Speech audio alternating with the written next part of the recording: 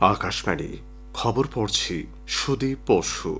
এখনকার বিশেষ বিশেষ খবর হলো, অযোধ্যায় রামলালা বিরাজমানের প্রাণ প্রতিষ্ঠা অনুষ্ঠানের প্রস্তুতি চূড়ান্ত পর্যায়ে। কেন্দ্র রাম মন্দির নিয়ে কোনো রকম ভুয়ো ও বিকৃত তথ্য প্রকাশ থেকে সোশ্যাল মিডিয়া প্ল্যাটফর্মগুলিকে বিরত থাকতে বলেছে। বিহারের নীতিশ কুমার মন্ত্রিসভায় রদবদল।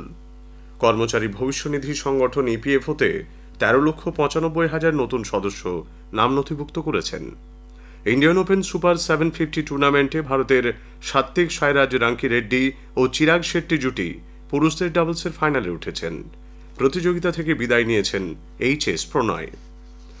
আসছে বিস্তারিত খবরে। উত্তরপ্রদেশের অযোধ্যায় ভগবান রামলালার মন্দিরে প্রাণ প্রতিষ্ঠা উৎসবের প্রস্তুতি এখন চূড়ান্ত পর্যায়ে। ভক্তিসাগরে ডুবে পুরো অযোধ্যা এখন রামময়।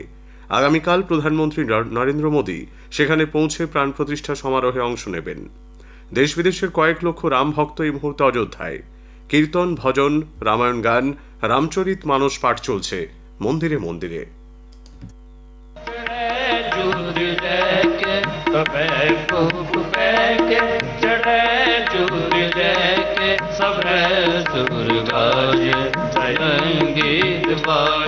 রাম রাম শরণম শরণম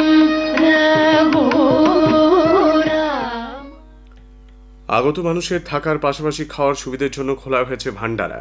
নিরাপত্তাজনিত কারণে অযোধ্যা সীমান্ত পুরোপুরি সিল করে দেওয়া হয়েছে। আকাশপথে নজরদারি চলছে ড্রোনের সাহায্যে। শহরের ভেতরে রুট মার্চ করছে নিরাপত্তা বাহিনীর কর্মীরা। আজ এই প্রাণ প্রতিষ্ঠা অনুষ্ঠানের প্রাথমিক পর্বের আচার আচরণের শেষ দিন। বিভিন্ন পবিত্র নদী ও জলাশয়ের জল দিয়ে রামলালা স্নান অনুষ্ঠান আয়োজিত হবে। অযোধ্যায় রাম মন্দির অনুষ্ঠান নিয়ে কোনো রকম ভুয়ো বিকৃত তথ্য প্রকাশ ও প্রচার থেকে সংবাদ মাধ্যম ও সোশ্যাল মিডিয়া প্ল্যাটফর্মগুলিকে বিরত থাকতে বলেছে কেন্দ্রীয় সরকার।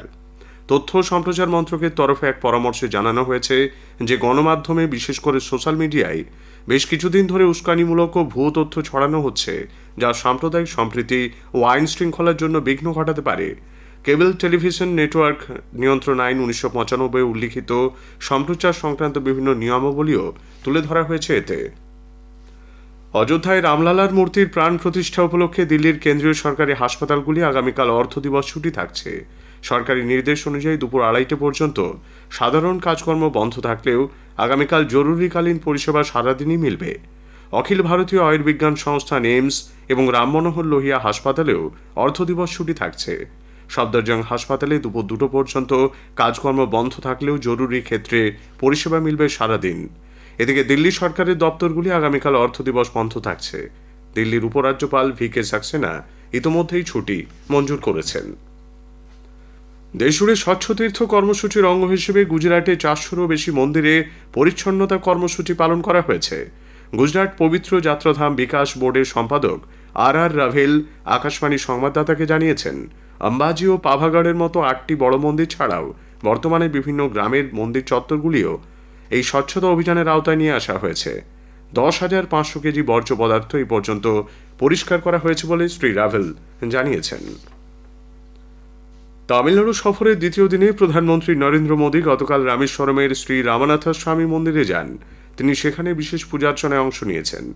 শ্রী মোদী 8টি রাজ্যের শিল্পীদের রামায়ণ ভিত্তিক সাংস্কৃতিক কাজকর্ম প্রত্যক্ষ করেন। এর আগে প্রধানমন্ত্রী তিরুচিরাপল্লীতে শ্রী রঙ্গনাথ স্বামী মন্দিরে গিয়ে প্রার্থনা এবং রামায়ণ সম্পর্কিত আলোচনায় অংশ নেন। কেন্দ্রীয় স্বরাষ্ট্রমন্ত্রী অমিত শাহ বলেছেন, ভারত বাংলাদেশ সীমান্তের মতো মায়ানমার সীমান্তেও কাঁটাতারের বেড়া দেওয়া হবে। এর ফলে সীমান্ত অঞ্চলে অবাধ চলাচলের ওপর নিয়ন্ত্রণ আনা যাবে। গুয়াহাটিতে অসম পুলিশ কমান্ডোদের কুচকাওয়াজে অংশ নিয়ে গতকাল মন্ত্রী বলেন, নরেন্দ্র মোদীর শাসনকালে দেশে আইন শৃঙ্খলা পরিস্থিতির উন্নতি হয়েছে। এর আগে শ্রী শাহ অসমের তেজপুরে সশস্ত্র সীমাবল SSBর 60তম প্রতিষ্ঠা দিবস উপলক্ষে আয়োজিত অনুষ্ঠানে অংশ নিয়ে বলেন, আগামী 3 বছরে দেশ সব ধরনের নকশাল সমস্যা থেকে মুক্ত হবে। ভারতের বিদেশমন্ত্রী ডক্টর এস জয়শঙ্কর গতকাল উগান্ডার রাজধানীতে জোট নিরপেক্ষ দেশ ন্যামের শীর্ষ সম্মেলনের ফাঁকে ইরানের উপরাষ্ট্রপতি মোহাম্মদ মোকবারের সঙ্গে বৈঠক করেছেন। আঞ্চলিক পরিস্থিতি এবং ভারত ইরান দ্বিপাক্ষিক সম্পর্ক নিয়ে তাদের মধ্যে আলোচনা হয়। সোশ্যাল মিডিয়ায় এক পোস্টে ডক্টর জয়শঙ্কর জানিয়েছেন, ইরানের উপরাষ্ট্রপতি সঙ্গে তার যে আলোচনা তা ফলপ্রসূ হয়েছে, সহযোগিতার বিষয়সূচিকে আরও এগিয়ে নিয়ে যাওয়ার বিষয়ে উভয়ই একমত হয়েছেন। রাষ্ট্রপতি দ্রৌপদী মুর্মু আগামীকাল নতুন দিল্লিতে ১৯ জন ব্যতিক্রমী শিশুকে প্রধানমন্ত্রী রাষ্ট্রীয় বাল পুরস্কার ২০২৪ প্রদান করবেন। শিল্প, সংস্কৃতি, সাহসিকতা, উদ্ভাবন, সমাজসেবা ও ক্রীড়া ক্ষেত্রে অসামান্য কৃতিত্বের জন্য ৫ থেকে ১৮ বছর বয়সী শিশুদের এই পুরস্কার দেওয়া হয়। দুটি উচ্চাকাঙ্ক্ষী জেলা সহ ১৮টি রাজ্য ও কেন্দ্রশাসিত অঞ্চলের পুরস্কার প্রাপকদের মধ্যে ৯ জন বালক ও ১০টি বালিকা রয়েছে। খবর শুনছেন আকাশবাণী থেকে। বিহারের নীতিশ কুমার সরকারের মন্ত্রিসভায় কিছু রদবদল করা হয়েছে। ৩ মন্ত্রীর দপ্তর বদল হচ্ছে। রাজ্যের শিক্ষামন্ত্রী অধ্যাপক চন্দ্রশেখর ইক্ষু শিল্প দপ্তরের দায়িত্ব পেয়েছেন। বর্তমান রাজস্ব ও ভূমি সংস্কার মন্ত্রী অলোক কুমার নতুন শিক্ষামন্ত্রী হচ্ছেন। জনস্বাস্থ্য ও কারিগরি বিভাগের দায়িত্বে থাকা ললিত কুমার যাদব রাজস্ব ও ভূমি সংস্কার দপ্তরের অতিরিক্ত দায়িত্বভার সামলাবেন। উল্লেখ্য, বিহারের ওই ৩ মন্ত্রী লালু প্রসাদ যাদবের রাষ্ট্রীয় জনতা দল আরজেডির সদস্য। কর্মচারী ভবিষ্যনিধি সংগঠন ইপিএফওর সদ্য প্রকাশিত রিপোর্ট অনুযায়ী ২০২৩ সালের নভেম্বর পর্যন্ত ১৩,৯৫,০০০ নতুন সদস্য সংস্থায় নাম নথিভুক্ত করেছেন। সরকারি এক বিবৃতিতে শ্রম ও কর্মসংস্থান মন্ত্রক জানিয়েছে যে চলতি অর্থবর্ষে মোট সদস্য সংযোজন আগের বছরের একই সময়ের তুলনায় কিছুটা বেশি রয়েছে। শুধুমাত্র ২০২৩-এর নভেম্বর মাসে নাম নথিভুক্ত করেছেন ৭,৩৬,০০০ কর্মী। এদের মধ্যে মহিলার সংখ্যা ১,৯৪,০০০। নতুন সদস্যদের মধ্যে ৫৭.৩০% ১৮ থেকে ২৫ বছরের। কেন্দ্রীয় আয়ুষ মন্ত্রী সর্বানন্দ সোনোয়াল গতকাল ভুবনেশ্বরে আয়ুষ দীক্ষার ভিত্তিপ্রস্তর স্থাপন করেছেন। ভুবনেশ্বরের কেন্দ্রীয় আয়ুর্বেদ গবেষণা প্রতিষ্ঠানের ক্যাম্পাসে প্রায় ৩০ কোটি টাকা ব্যয়ে কেন্দ্রটি গড়ে উঠবে। অনুষ্ঠানে শ্রী সোনোয়াল বলেন, দেশের নাগরিকদের দৈহিক ও মানসিক সুস্বাস্থ্যের অধিকারী করে তুলতে সুসংবদ্ধ প্রয়াস প্রয়োজন। উল্লেখ্য, আয়ুর্বেদের উন্নয়ন ও গবেষণার জন্য আয়ুষ পেশাদারদের এই প্রতিষ্ঠানে প্রশিক্ষণের ব্যবস্থা করা হবে। খেলাধুলোর পরিকাঠামো উন্নয়নের লক্ষ্যে রাজ্যে নানা পদক্ষেপ নেওয়া হয়েছে বলে ত্রিপুরার মুখ্যমন্ত্রী ডক্টর মানিক সাহা জানিয়েছেন। তিনি বলেন, কেন্দ্রীয় সরকারের খেলো ইন্ডিয়া কর্মসূচির সঙ্গে সামঞ্জস্য রেখে রাজ্য সরকারের পক্ষ থেকে খেলো ত্রিপুরা কর্মসূচি শুরু করা হয়েছে। গত সন্ধ্যায় আগরতলায় একটি ক্রীড়া প্রতিযোগিতার উদ্বোধন করে মুখ্যমন্ত্রী বক্তব্য রাখছিলেন। তিনি বলেন, খেলাধুলোর মাধ্যমে মানুষের যে শারীরিক ও মানসিক বিকাশ ঘটে তা অন্য কোনো মাধ্যমে সম্ভব নয়। রাজ্যের বর্তমান সরকার খেলাধুলোর মাধ্যমে যাতে কর্মসংস্থানেরও সৃষ্টি হয় সেদিকে নজর দিচ্ছে। যথাযোগ্য মর্যাদায় আজ ত্রিপুরার পূর্ণ রাজ্য দিবস উদযাপন করা হচ্ছে। আগরতলায় রবীন্দ্র শতবার্ষিকী ভবনে আয়োজিত রাজ্যভিত্তিক অনুষ্ঠানে প্রধান অতিথি হিসেবে উপস্থিত থাকবেন মুখ্যমন্ত্রী ডক্টর মানিক সাহা। এই অনুষ্ঠানে রাজ্যের গুণীজনদের নানা পুরস্কারে সম্মানিত করা হবে।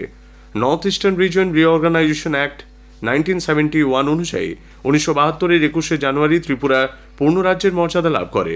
রাজ্যপাল এন ইন্দ্রসেনা রেড্ডি রাজ্যবাসীকে শুভেচ্ছা জানিয়েছেন। অযোধ্যায় নবনির্মিত রাম মন্দিরের উদ্বোধন ও মন্দিরে রামলালার প্রাণ প্রতিষ্ঠা অনুষ্ঠানে যোগদানের পর রাষ্ট্রীয় স্বয়ংসেবক সংঘের সরসংঘ চালক ডক্টর মোহন ভাগবত আগামীকাল ৩ দিনের সফরে কলকাতায় আসছেন। ২৩ ও ২৪শে জানুয়ারি রাজ্যে একাধিক কর্মসূচি রয়েছে তাঁর।